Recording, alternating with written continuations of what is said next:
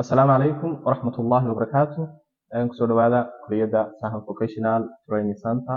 Waxaan bilaabi doonaa course-keena graphic design-ka. Graphic design-ku waa mid ka mid ah xirfadaha ugu suuqa badan. Adobe Photoshop saddex software baa ugu caansan dhanka graphic design-ka. Waa Adobe Photoshop, Adobe Illustrator iyo Adobe InDesign. Number 1 waxaa ah Adobe Photoshop. Laba shaqo oo Adobe Photoshop qabtaa.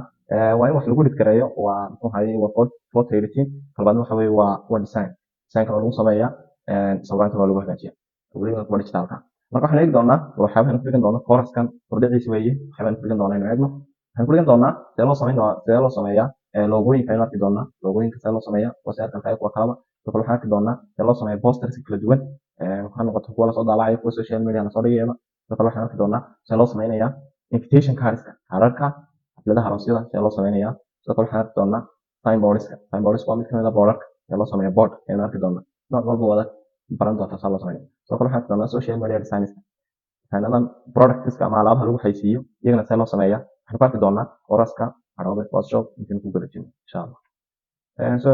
Weliba waxaan xoogga yar saari doonaa qaybta loo yaqaano social media designs-ka maadaama maanta dhanka lagu gudayo ay tahay social media waxaan focuska ugu weyn saari doonaa markaa sidaynu u samayn lahayn design qurux badan kuwaasoo social media aynu soo dhigno.